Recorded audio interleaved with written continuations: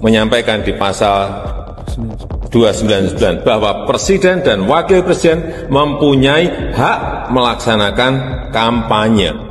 Jelas. Jadi yang saya sampaikan ketentuan mengenai undang-undang pemilu jangan ditarik kemana-mana. Ya. Kemudian juga pasal 281 juga jelas bahwa kampanye pemilu yang mengikut sertakan presiden, wakil presiden harus memenuhi ketentuan, tidak menggunakan fasilitas dalam jabatan kecuali fasilitas pengamanan, dan menjalani cuti di luar tanggungan negara. Udah jelas semuanya kok. Sekali lagi, jangan ditarik kemana-mana. Begini, saya mau menyampaikan bahwa presiden itu memang diperkenankan untuk kampanye. Itu dalam Undang-Undang Nomor 7 Tahun 2017 tentang pemilu. Undang-undang yang dibuat 3 tahun setelah Presiden Jokowi menduduki jabatan periode pertama tahun 2014. Yang tentunya undang-undang ini dipergunakan untuk persiapan pemilu 2019. Nah, tahu sendiri kan? Nah, namun pasal 304 ayat 1 undang-undang tersebut itu menyatakan begini. Dalam melaksanakan kampanye, presiden dan wakil presiden, pejabat negara, pejabat daerah dilarang menggunakan fasilitas negara. Ada kata dilarang menggunakan fasilitas negara. Dalam teori perancangan perundang-undangan, kata dilarang itu memunculkan atau berkonsekuensi pada norma sanksiunistik. Artinya, kalau larangan itu dilanggar, sanksinya apa? Saya mencoba untuk menelusuri ketentuan sanksi, ketentuan pidana. Ternyata pasal 304 ayat 1 itu tidak ada ketentuan pidananya.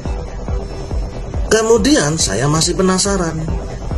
Saya teliti lagi di penjelasan pasal 304. Ternyata di pasal 304 penjelasannya itu cukup jelas. Pertanyaannya adalah, ketentuan ini ketentuan macam apa? Karena apa? Kata dilarang tidak ada sanksinya.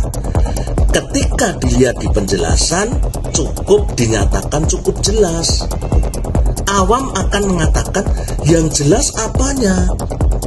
Orang hukum pun akan menyatakan yang jelas apanya.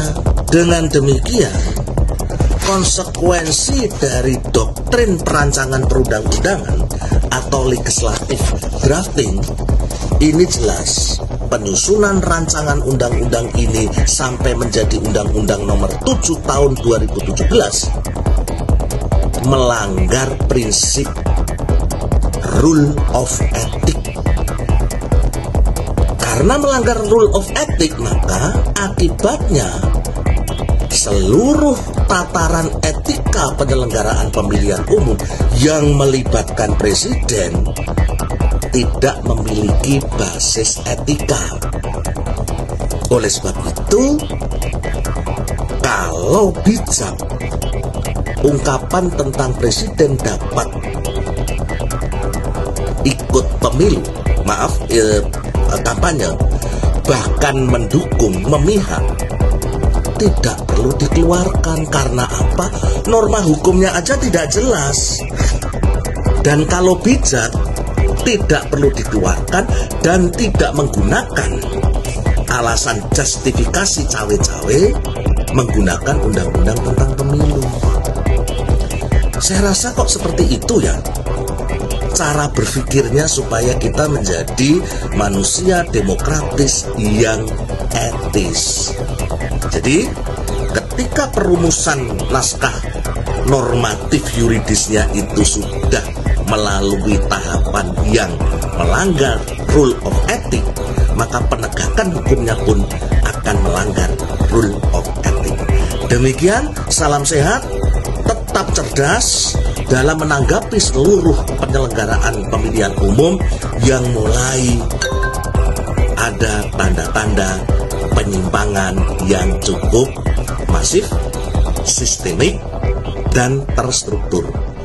Salam waras.